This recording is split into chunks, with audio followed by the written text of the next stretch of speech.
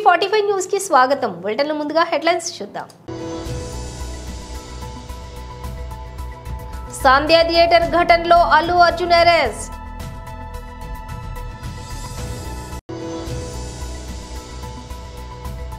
Swarnandhra vision 2047 ప్రతిజ్ఞ చేయించిన ముఖ్యమంత్రి.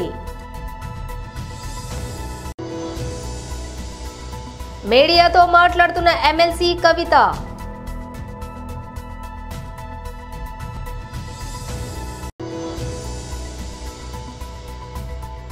అల్లు అర్జున్ అరెస్టుపై తీవ్రంగా స్పందించిన హరీష్ రావు.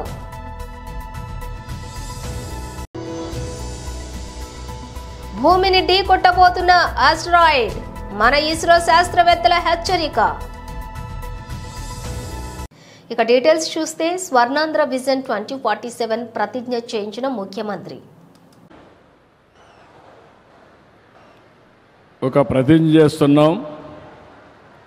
కుడి చెయ్యి ముందర పెట్టి మీరందరూ కూడా ఈ ఓత్ తీసుకోవాల్సి కోరుతూ, నేను నా పేరు చెప్పినప్పుడు మీరు మీ పేరు చెప్పండి. ఈ ప్రతిజ్ఞ అందరం కలిసి చేద్దాం. నారా చంద్రబాబు నాయుడు అనే నేను ఆంధ్రప్రదేశ్ అభివృద్ధికి అచంచలమైన నిబద్ధతతో దేశానికి ఆదర్శంగా నిలిచి సంపన్న, ఆరోగ్యకరమైన, సంతోషకరమైన రాష్ట్రంగా తీర్చిదిద్దేందుకు కృషి చేయాలని మనస్ఫూర్తిగా సంకల్పిస్తున్నాను.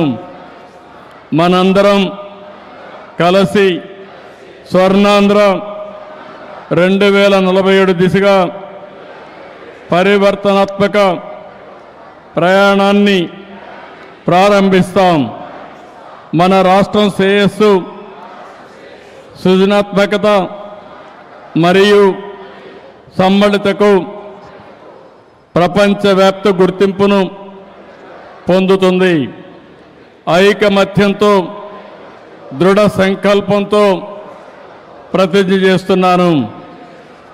ఆంధ్రప్రదేశ్ను పూర్తిగా పేదరికం లేని రాష్ట్రంగా తీర్చిదిద్దడానికి సమ్మిళిత వృద్ధి, సమాన అవకాశాలు మరియు ప్రతి ఒక్క కుటుంబం ఆవిష్కరణ, ఉత్పాదక ప్రమాణాల్లో ఆంధ్రప్రదేశ్ ప్రపంచ నాయకత్వం వహించడం, పరిశుభ్రమైన, సుస్థిరమైన ఆంధ్రప్రదేశ్ను నిర్మించి భవిష్యత్ తరాలకు పచ్చని పర్యావరణాన్ని అందించడం, శక్తివంతమైన సాంకేతిక పరిజ్ఞానాన్ని అవలంబించడం మరియు ఉపయోగించడం, ఇది మన సమిష్టి వాగ్దానం. రాష్ట్రంలో ప్రతి ఒక్క వ్యక్తి, ప్రతి కుటుంబం, సమాజం సమిష్టిగా అభివృద్ధి చెందడం మరియు పురోగతి సర్వసమ్మిళితంగా ఉండడం, అందరం కలిసి స్వర్ణాంధ్ర 2047 ద్వారా దేశానికి, ప్రపంచానికి స్ఫూర్తినిచ్చే మహోన్నత వారసత్వానికి రూపకల్పన చేద్దాం. ఎమ్మెల్సీ కవిత మీడియాతో మాట్లాడారు. ఇవాళ రాష్ట్రంలో జరుగుతున్నటువంటి పలు అంశాలపైన మాట్లాడేందుకు, మేధావులతోని చర్చించేందుకు, మేధావులు మొత్తం తెలంగాణ సమాజం ఏం ఆలోచిస్తుందో ప్రజలకు తెలియజేసేందుకు తెలంగాణ జాగృతి ఆధ్వర్యంలో రేపు సోమాజిగూడ ప్రెస్ క్లబ్లో ఉదయం 11 గంటలకు ఒక రౌండ్ టేబుల్ సమావేశాన్ని ఏర్పాటు చేయడం జరిగింది. మరి ప్రధానంగా ఈ రౌండ్ టేబుల్లో చర్చించాల్సినటువంటి అంశాలు ఏందన్నది ప్రజలతో కూడా పంచుకొని రేపు వస్తున్నటువంటి అనేక మంది మేధావులు, ఇతర మిత్రులకు కూడా స్వాగతాన్ని తెలియజేస్తూ ఉన్నాము. ఇవాళ మీరు గమనించినట్టయితే ఉమ్మడి ఆంధ్రప్రదేశ్లో ఉన్నప్పుడు మన తెలంగాణ అస్తిత్వం మీద రకరకాలుగా దాడి జరిగేది. అది మన భాషను అవహేళన చేయడం కావచ్చు, మన యాసను అవహేళన చేయడం కావచ్చు, మన దగ్గర కవులు కళాకారులు లేదనడం కావచ్చు, లేకపోతే మన పాటలు కాకుండా మన పాటలను మరిపించేటటువంటి ఇంకొక పాటలను ప్రభుత్వ వేదికల మీద పాడించడం కావచ్చు, మనకు మన పండగలను అవహేళన చేయడం కావచ్చు, మన పండగలకు ప్రాధాన్యత ఇవ్వకపోవడం కావచ్చు, మన దగ్గర ఉండేటటువంటి గంగా జమున తహజీబ్ని అవమానించే విధంగా మాట్లాడడం కావచ్చు, ఇవన్నీ కూడా మనం ఉమ్మడి ఆంధ్రప్రదేశ్లో భరించినాం, వాటిని ఫేస్ చేసినాం, వాటిని దాటుకొని ఉద్యమం చేసి ఇవాళ ప్రత్యేక తెలంగాణ రాష్ట్రాన్ని సాధించుకోవడం జరిగింది. ప్రత్యేక తెలంగాణ రాష్ట్రం సాధించుకున్న తర్వాత కేసీఆర్ గారు పెద్దలు ముఖ్యమంత్రి అయిన తర్వాత మరి చిన్నది పెద్దది అని చూడకుండా అది పాలపిట్టైనా, తంగేడు పువ్వైనా, జమ్మి చెట్టైనా, కృష్ణ జింకైనా అన్నీ కూడా అధికారిక చిహ్నాలుగా ప్రకటించుకుంటూ, అట్లానే బతుకమ్మ పండుగ అయినా, బోనాల పండుగ అయినా వాటిని రాష్ట్ర పండుగలుగా ఆనాడే కేసీఆర్ గారు గుర్తించడం జరిగింది. అట్లానే తెలంగాణ సమాజానికి వందల సంవత్సరాలుగా అలవాటు ఉన్నటువంటి మత సామరస్యాన్ని కాపాడడానికి కూడా ఒక పక్క క్రిస్మస్ని ప్రభుత్వపరంగా చేస్తూ, ఇంకొక పక్క రమదాన్ని చేస్తూ, ఇంకొక పక్క బతుకమ్మ బోనాలు చేస్తూ మరి అన్ని విధాలుగా కూడా మన గంగా జమున సంస్కృతిని కాపాడుతూ రావడం జరిగింది. మరి ఇవాళ 10 ఏళ్ళు బీఆర్ఎస్ పాలన తర్వాత ఒక రికార్డ్ లాగా ఒక చిన్న మత కల్లోలం కూడా లేకుండా మనం సాధించుకోవడం జరిగింది. ఇవాళ కాంగ్రెస్ ప్రభుత్వం వచ్చింది. వచ్చినప్పటి నుంచి ఏం జరుగుతుంది? వచ్చినప్పటి నుంచి రేవంత్ రెడ్డి గారు ముఖ్యమంత్రి గారు ఏం మాట్లాడుతూ ఉన్నారంటే ఫస్ట్ తను మొదలు పెట్టడమే రాష్ట్ర అధికారిక చిహ్నం మారుస్తాను, ఆ చిహ్నంలోంచి చార్మినార్ తీసేస్తాను, ఆ చిహ్నంలోంచి కాకతీయ తోరణం తీసేస్తాను అనేటటువంటి అంశాలు మాట్లాడడం జరిగింది. మళ్ళీ ఏమైందో ఎవరు బుద్ధి చెప్పినరో పెద్దగా దాని జోలికి పోకుండా అది విరమించుకున్నట్టుగా అనిపించింది. ఆ తర్వాత మళ్ళీ ఏ పండగ వచ్చినా కూడా దాన్ని చేయకుండా, అంటే రమదాన్ పండుగ వచ్చింది దానికి తోఫా ఇవ్వలేదు, బతుకమ్మ పండుగ వచ్చింది మా ఆడబిడ్డలకు చీరలు ఇవ్వలేదు, రేపు క్రిస్మస్ వస్తుంది దానికి కూడా వాళ్ళు ఏమి ఇచ్చే ఆలోచనలో కూడా కనీసం లేరు. అదేవిధంగా మరిగా ప్రభుత్వ వేడుకల్లో పాడుతున్నటువంటి పాటలు చూస్తే నిజంగా కన్నీళ్ళు వచ్చేటటువంటి పరిస్థితి. మొన్న పెద్దపల్లిలో కానీ, అంతకుముందు వరంగల్లో కానీ, నిన్న సెక్రటేరియట్లో వాళ్ళు పెట్టుకున్న కార్యక్రమంలో కానీ మనకు సంబంధం లేని పాటలు, అసలు మన తెలంగాణ సమాజం ఆమోదించినటువంటి పాటలు. మరి అంతమంది తెలంగాణలో జానపద కళాకారులు ఉంటే ఒక్క కళాకారుడు కూడా మీకు పాట పాడడానికి దొరకలేదు. అల్లు అర్జున్ అరెస్ట్ పై BRS senior MLA Harish Rao స్పందించారు. జాతీయ ఉత్తమ అవార్డు విజేత అల్లు అర్జున్ అరెస్ట్ ను ఆయన ఖండించారు. ఈ మేరకు ఎక్స్ వేదికగా ప్రభుత్వంపై ప్రశ్నల వర్షం కురిపించారు. అసలు బెనిఫిట్ షోలకు అనుమతి ఇచ్చింది ఎవరు? ముందస్తు జాగ్రత్తలు తీసుకోకుండా సినిమా ప్రదర్శించింది ఎవరు అని నిలదీశారు. సినిమా కోసం వెళ్లి తొక్కిసలాటలో రేవతి అనే మహిళ ప్రాణాలు కోల్పోవటం అత్యంత బాధాకరమని, కానీ దీనికి అసలు కారకులు రాష్ట్ర పాలకులేనని ఆరోపించారు. చర్యలు తీసుకోవాల్సింది ముమ్మాటికి కాంగ్రెస్ ప్రభుత్వంపైనే అన్నారు. రేవంత్ రెడ్డి బ్రదర్స్ వేధింపుల వల్లే చనిపోతున్నా అని సూసైడ్ లెటర్ రాసి సీఎం సొంత గ్రామం కొండారెడ్డిపల్లి మాజీ సర్పంచ్ సాయిరెడ్డి ఆత్మహత్య చేసుకుంటే రేవంత్ బ్రదర్స్ ని ఎందుకు అరెస్టులు చేయలేరు అని ప్రశ్నించారు. రేషన్ కార్డు నిబంధనల వల్లే రుణమాఫీ కాక ఆత్మహత్య చేసుకుంటున్నా అని సూసైడ్ లెటర్ రాసి మేడ్చల్ వ్యవసాయ కార్యాలయం వద్ద సురేందర్ రెడ్డి అనే రైతు ఆత్మహత్య చేసుకుంటే కారకుడైన రేవంత్ రెడ్డిని ఎందుకు అరెస్టు చేయరు? అరెస్టు చేయాల్సి వస్తే ముందు రేవంత్ రెడ్డి సోదరులను అరెస్టు చేయాలన్నారు. ఏడాది పాలనలో రైతులను బలిగొన్నందుకు ఎవరిని అరెస్టు చేయాలి? ఫుడ్ పాయిజన్లతో 49 మంది విద్యార్థులు చనిపోయారు. దీనికి ఎవరిని అరెస్ట్ చేయాలి? ఫార్మసిటీ పేరుతో లగచిర్ల గ్రామానికి గిరిజన బతుకులను ఛిద్రం చేశారు. దీనికి ఎవరిని అరెస్ట్ చేయాలి? చట్టం అల్లు అర్జున్ విషయంలోనే కాదు, యనమల రేవంత్ రెడ్డి అండ్ బ్రదర్స్ విషయంలోనూ స్పందించాలి. చట్టం ఎవరికీ చుట్టం కాకూడదని హరీష్ రావు రాసుకొచ్చారు. ఆర్టీసీ క్రాస్ రోడ్లోని సంధ్యా థియేటర్లోని డిసెంబర్ 4న రాత్రి Pushpa to the rule benefit show నేపథ్యంలో అల్లు అర్జున్ రాక సందర్భంగా జరిగిన తొక్కిసలాటలో రేవతి అనే మహిళ మృతి చెందగా ఆమె కుమారుడు శ్రీతేజ్కు గాయాలైన విషయం తెలిసిందే. ఈ ఘటనలో శ్రీతేజ్ పరిస్థితి విషమంగా ఉన్నట్లు తెలుస్తోంది. మృతురాలి కుటుంబ సభ్యుల ఫిర్యాదు మేరకు పోలీసులు అల్లు అర్జున్పై ఇప్పటికే కేసు నమోదు చేయగా తాజాగా ఈ కేసులో చిక్కడపల్లి పోలీసులు అల్లు అర్జున్ అరెస్ట్ చేశారు. ఈ మేరకు అల్లు అర్జున్ చిక్కడపల్లి పిఎస్ కు తీసుకువెళ్లారు. వెళ్లారు. ఈ ఘటనలో పోలీసులు ఇటీవలే ముగ్గురిని అరెస్ట్ చేశారు. సెక్యూరిటీ గార్డు సహా థియేటర్ యాజమాన్యానికి చెందినటువంటి మరో ఇద్దరిని అదుపులోకి తీసుకున్నారు. అల్లు అర్జున్ పై BNS 118, BNS 105 రెడ్ విత్ 3/5 సెక్షన్ల కింద కేసులు నమోదయ్యాయి. 105 సెక్షన్ నాన్ బెయిలబుల్ కేసు కింద 5 నుంచి 10 ఏళ్ల వరకు జైలు శిక్ష పడే అవకాశం ఉన్నట్లు తెలుస్తోంది. కాగా ఈ ఘటనపై దిగ్భ్రాంతి వ్యక్తం చేసిన అల్లు అర్జున్ ఇప్పటికే ఆమె 25 లక్షల సాయం ప్రకటించారు. ఆమె కుటుంబానికి అండగా నిలుస్తానని కూడా పేర్కొన్నారు.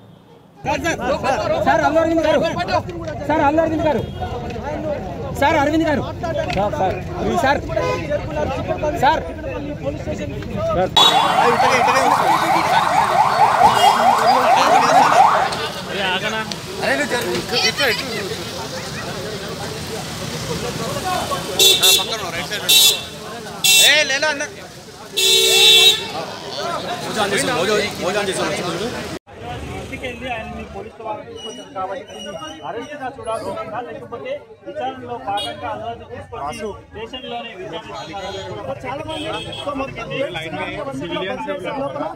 ఇప్పుడు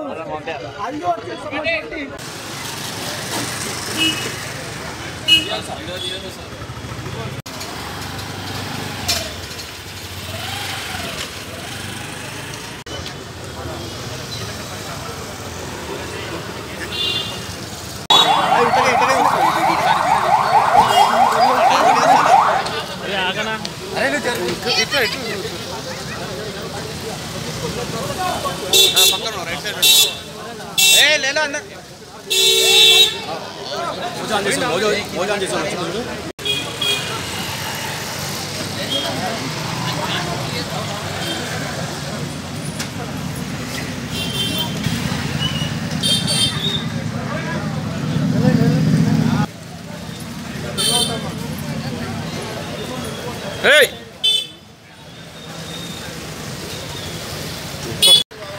Pon.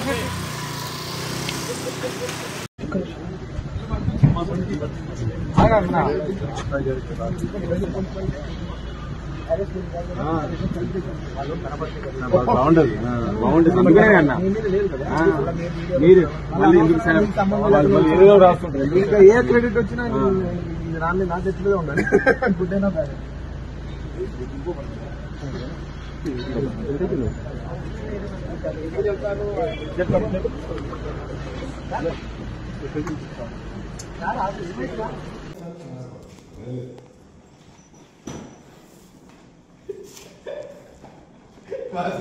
మీరేదో సంతాన సమాధానం పడుతుంది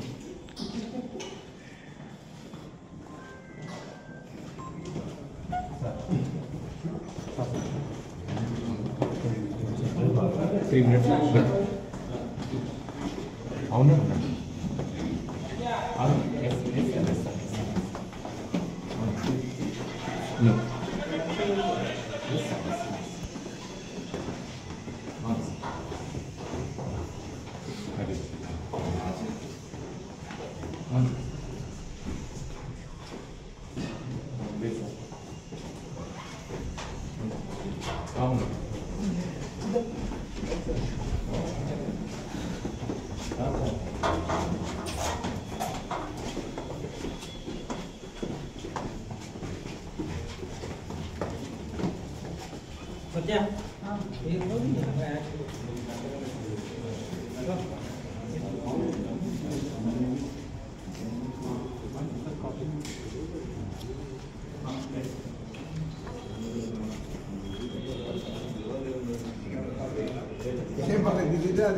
చెప్పండి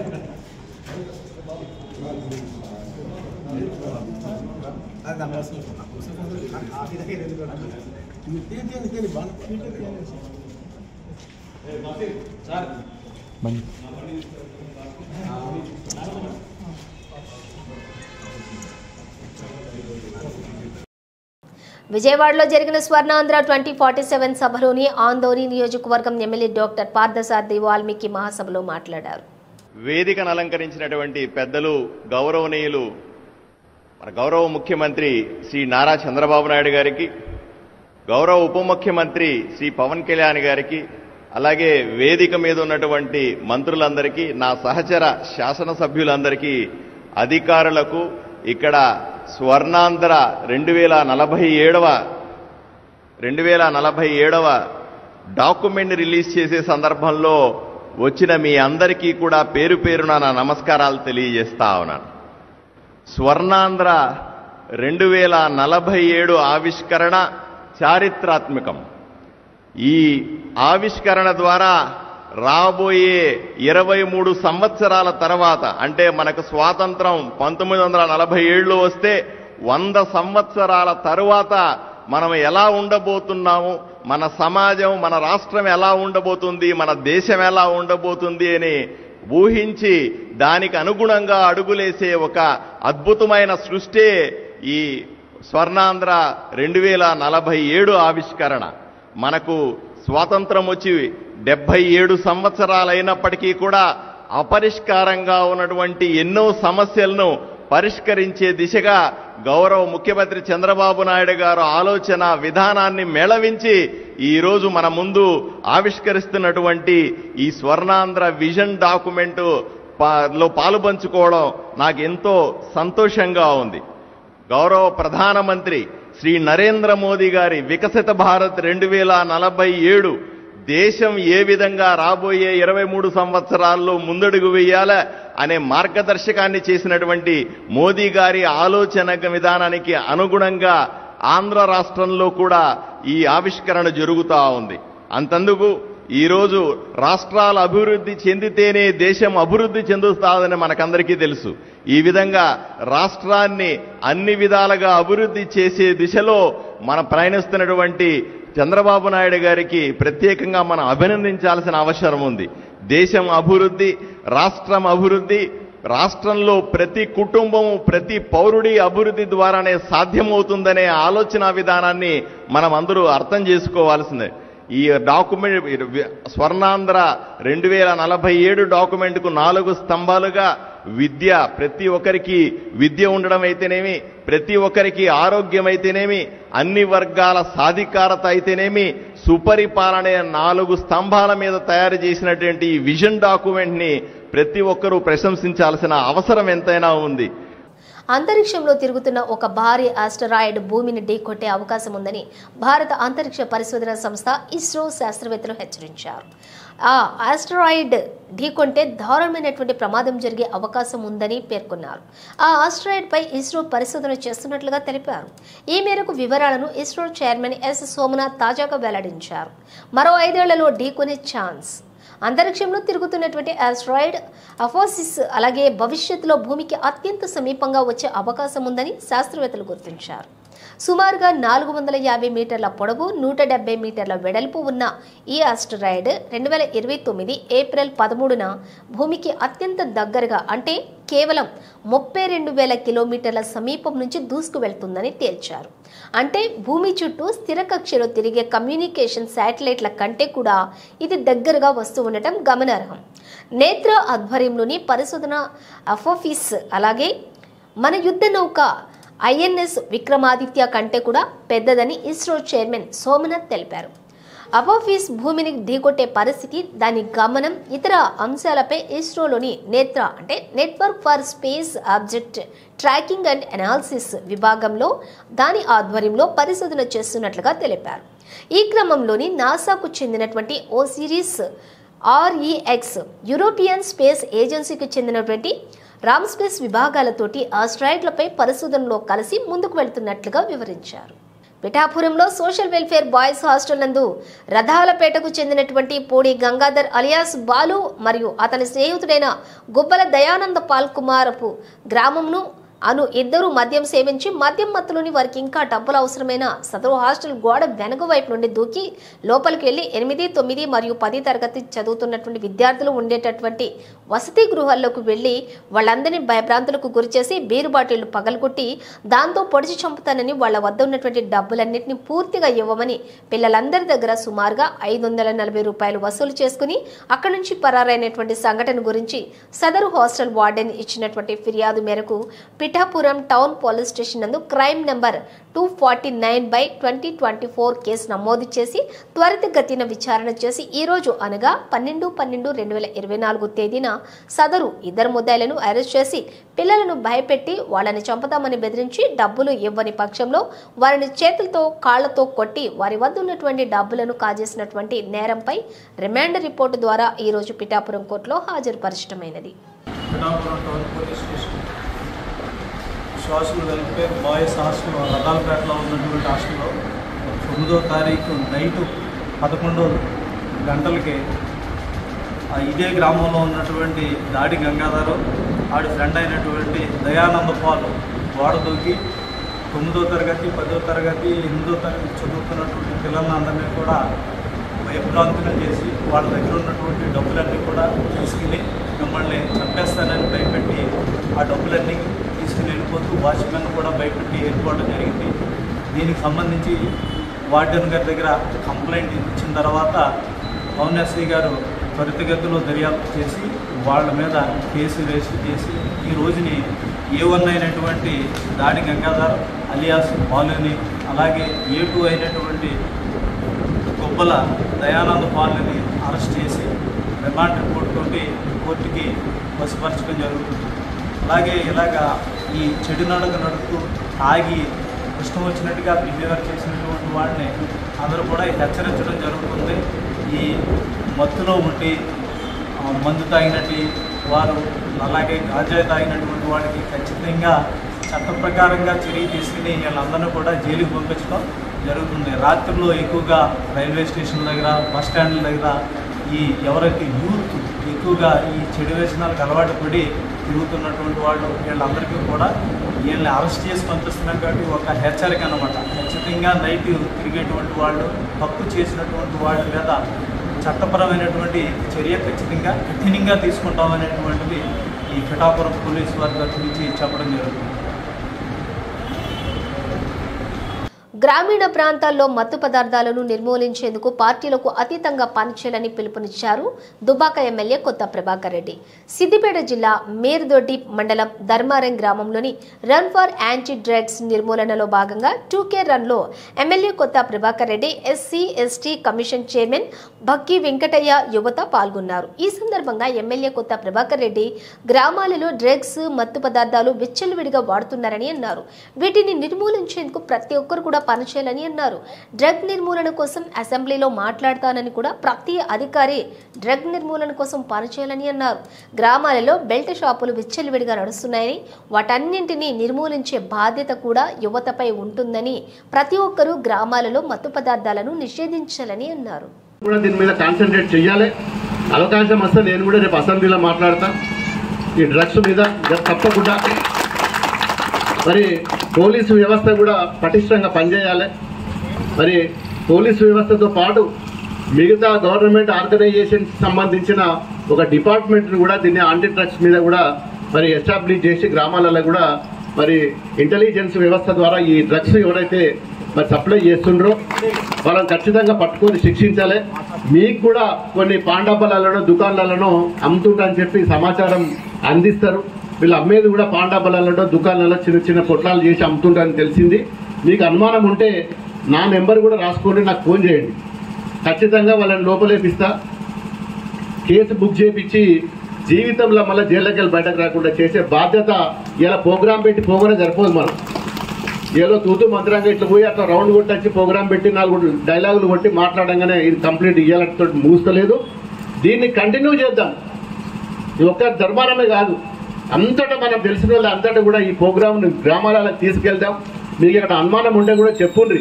పలాని గ్రామంలో పలాని యజమాని దుకాణాలలో ఉండే యజమాని అనుమానం ఉన్నది, డ్రగ్స్ అమ్ముతున్నాడు, గంజాయి పొట్లాలు అమ్ముతున్నాడు అని చెప్పి అనుమానం వచ్చినా ఇంకేదన్నా అనుమానం వచ్చినా మీరు పోలీసు వాళ్ళకి కంప్లైంట్ ఇయ్యండి.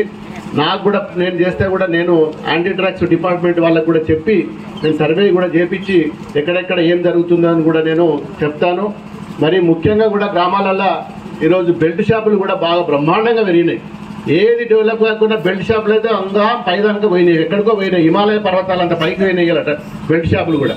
ఖచ్చితంగా దాన్ని కూడా గ్రామాలలో మరి గుళ్ళ దగ్గర అమ్ముతున్నారు, బళ్ళ దగ్గర అమ్ముతున్నారు, 7 హాస్పిటల్ దగ్గర అమ్ముతున్నారు. మరి ఇలా బెడ్ షాప్లో పోయి మందు తాగాలి, పక్కకు హాస్పిటల్ పోయి ట్రీట్మెంట్ చేసుకోవాలి. 7 హాస్పిటల్ దగ్గర అమ్ముతున్నారు. మరి ఇలా బెడ్ షాప్లో పోయి మందు తాగాలి, పక్కకు హాస్పిటల్ పోయి ట్రీట్మెంట్ చేసుకోవాలి. బులెటిన్ ముగించే ముందు హెడ్లైన్స్ మరోసారి. సంధ్య థియేటర్ ఘటనలో అల్లు అర్జున్ అరెస్ట్.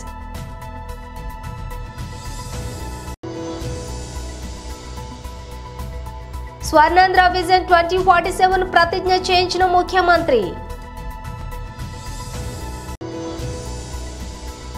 మీడియాతో మాట్లాడుతున్న ఎమ్మెల్సీ కవిత.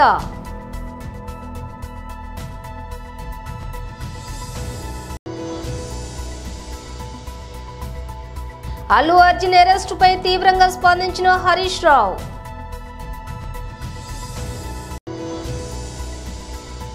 భూమిని ఢీ కొట్టబోతున్న ఆస్ట్రాయిడ్, మన ఇస్రో శాస్త్రవేత్తల హెచ్చరిక. ఇవి బులెటిన్ విశేషాలు. మరో బులెటిన్తో మళ్ళీ కలుద్దాం.